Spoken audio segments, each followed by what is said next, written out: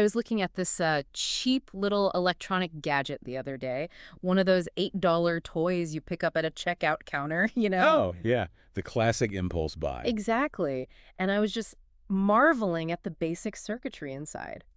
It's wild to think about what these tiny boards can do now. Right. They pack a surprising amount of tech. But then I read through the stack of technical notes and articles you sent over for our deep dive today, and man, it completely reframed my perspective. It is definitely a massive paradigm shift. Well, like a developer just successfully ran a 28.9 million parameter large language model completely offline on a tiny $8 microcontroller, the ESP32S3. Yeah, which is just staggering when you think about the physical hardware limits. Right. And our mission today is to figure out how developers are basically breaking the rules of silicon to bring AI to the edge. But real quick, this kind of complex hardware and software optimization is exactly what our sponsor, Embersilk, tackles. Oh, right, yeah. So if you need help with AI training, automation, or uncovering where AI agents could make the most impact for your business or personal life, check out embersilk.com.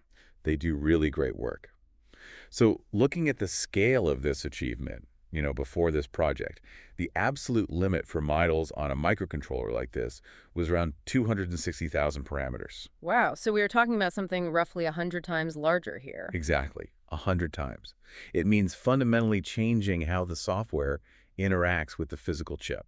And to understand how they pulled off that architecture, I mean, we really have to look at the memory bottlenecks. We're talking about fitting a 14.9 megabyte model onto a chip with only 512 kilobytes of fast SRAM memory. Right. The math just doesn't work if you follow traditional architecture. Yeah, it really doesn't. Normally, an AI model demands that every single parameter be instantly accessible in that fast memory. So I was thinking about this, and tell me if this analogy works. Think of the fast SRAM as a chef's cutting board. Okay, I like that. Like, it's super fast to work on, right?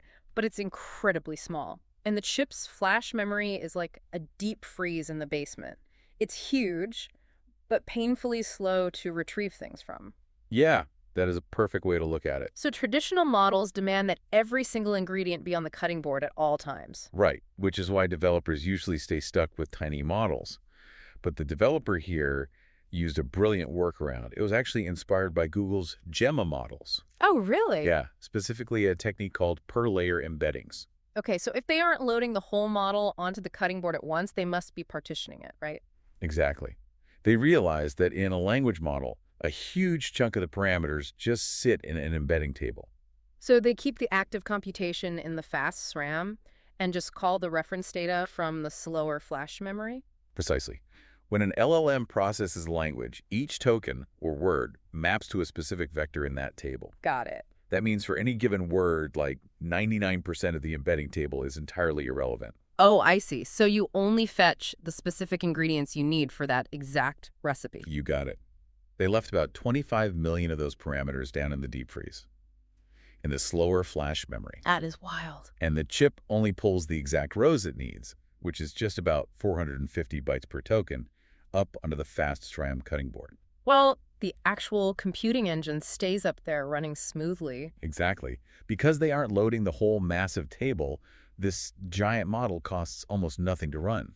They're getting speeds of about 9.5 tokens per second. Wait, completely locally? Completely local. Okay, well, I have to push back for a second to keep us grounded here. Sure, go ahead.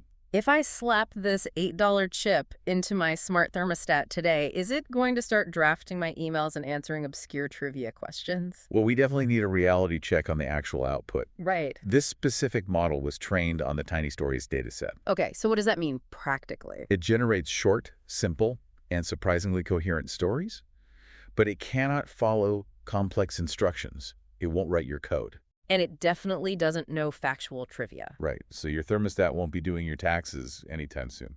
Good to know. But I guess the true triumph here isn't really the AI's intellect, is it? Not at all.